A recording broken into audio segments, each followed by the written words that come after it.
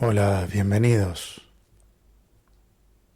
Hace unos días, dependiendo cuando libere estas palabras, se publicó primero de forma digital una antología que intenta reunir casi toda mi poesía, llamada Obra Poética, los versos de un príncipe linchera. Próximamente la idea es para quienes me quieran mucho o para poder exhibirlo quizá en algún lado. Es una edición impresa, algo de lujo que no han ostentado al día de hoy ninguno de mis textos publicados en formato papel. Entre explicaciones y poemas son, creo, unas 500 páginas, dependiendo del formato en el que se lo lea. Y bueno, allí están casi todos mis poemas, porque todavía tengo y los sigo dividiendo entre poemas amorosos o existenciales, un montón de otros a los que al día de hoy considero que les falta gracia, es decir, que los considero desgraciados. Pero hay veces cuando el azar y el tiempo hacen que relea cosas viejas, redescubra algún poema y que diga, este no está mal, no sé por qué nunca lo incluí en ninguna parte. O tal vez descubra que el problema que tiene sea algún verso, que es lo que se enemistaba con mi conclusión final. Y hace unos meses también lo que hice fue experimentar el tomar, por ejemplo, unos 3 poemas que me parecían malos o desgraciados. Así los tengo separados, como poemas desgraciados. Tal vez sea el mejor poemario que escriba jamás.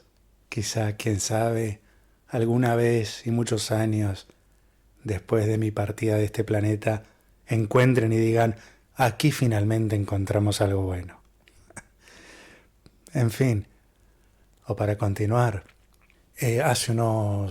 bueno, el tiempo es difícil de terminar con el mundo poético, pero quise experimentar, porque planteándome qué hacer con esos poemas, si dejarlos en el olvido, lo que no hago es eliminarlos.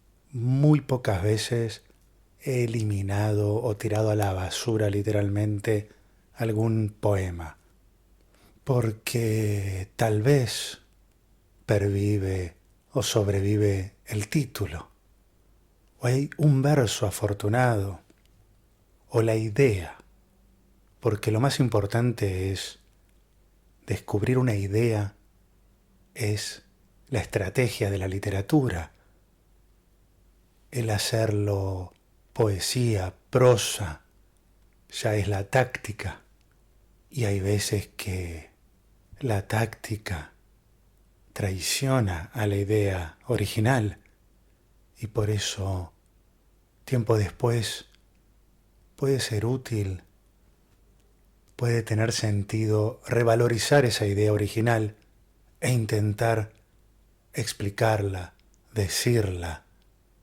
frasearla mejor. Pero lo que hice fue tomar algunos poemas y dije, no de la manera de los cadáveres exquisitos, que sería entremezclar versos y dejar que las musas lo arreglen como quieran, que de hecho, bueno, tengo un poemario hecho con muchos amigos poetas, que a mí me gusta mucho, ¿no? Esto de que uno escribe un renglón, un verso, pliega el papel, se lo pasa al otro, el otro escribe algo sin haber leído previamente lo que uno ha escrito, y así quizá entre 2 o entre 10 personas se escribe algo. y a veces mágicamente hay un poema precioso. A mí me gusta al menos direccionar de qué estamos hablando. Entonces hay mayores chances de no perder el tiempo.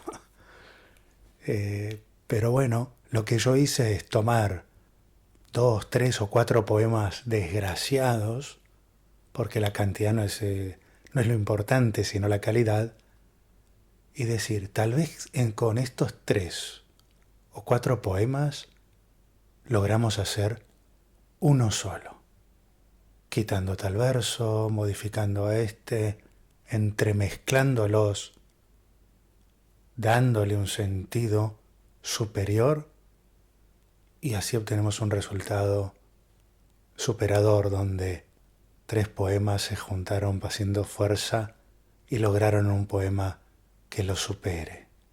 Trabajaron en equipo y eso está bueno. Y bueno, en esta obra poética, los versos de un príncipe linchera, puedo explicar un poquito qué significa esta ironía. Príncipe, todos sabemos de qué hablamos cuando hablamos de un príncipe. Linchera me parece que es un término bastante rioplatense, bien tanguero. Habla de aquel que está en la calle, sin rumbo fijo, desalineado, es decir, prácticamente todo lo contrario, al menos en su imagen, a lo que debiera ser un príncipe. Es aquella, la imagen es el que va por las vías con un bolsito colgando de un palo y la mirada perdida y con una historia que solo podemos adivinar y jamás acertar sobre qué es lo que le ha sucedido. Y yo digo que son los versos de un príncipe linchera porque yo he sido ambas cosas. He vivido escenas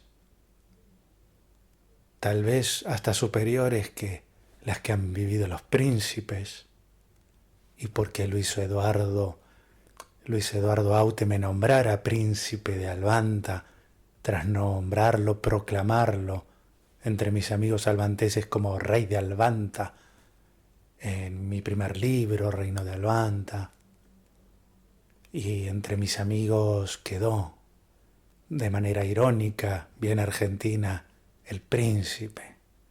Ahí viene el príncipe que no tiene un mango, decía un amigo. Mango me refiero a que no tiene dinero. Y linchera porque así fue. Así fue como, después de haber firmado alguno de mis libros en alguna capital europea, como puede ser una vez en Praga, porque he utilizado mucho el seudónimo de Príncipe de Albanta durante un tiempo. Y ese Príncipe de Albanta luego, como ya era muy tarde y había que tomar un tren temprano, durmiendo allí en el andén de la estación de trenes. Y muchas escenas así, de supervivencias o de estar en la calle misma, vivir la calle, más allá que, como a veces cuento, que he dormido muchas veces en algún tiempo en los parques de Madrid, pero con un saco y una corbata.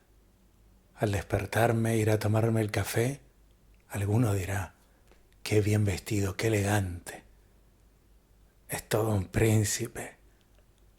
Y los que me vieron quizá por la noche ahí tirado en el parque, algo desalineado, habrán dicho, este debe ser un linchera argentino. Pero bueno, es decir, no me gusta decir como he contado en otras ocasiones, porque si considero que ya lo he dicho todo, no debería decir nada más. Pero tampoco creo que haya alguien que haya escuchado todo lo que dije. Y porque siempre uno también lo cuenta de manera diferente. Pero para refrescarle la memoria a algunos, o para refrescar la anécdota, tras que yo restaurara la casa natal del padre de la literatura croata, Marko Marulić, sería como si hubiese restaurado la casa de Dante Alighieri en Italia, de Kafka allí en Praga, de Cervantes en Alcalá de Henares, de Borges tal vez, la que usó Adrogué. Me refiero a que en la ciudad de Split, en la costa dálmata, en Croacia, restauré la casa del que se denominó padre de la literatura croata y que él mismo consideró que estaba haciendo un trabajo tan importante como el que Alighieri había hecho del otro lado del Adriático en Italia.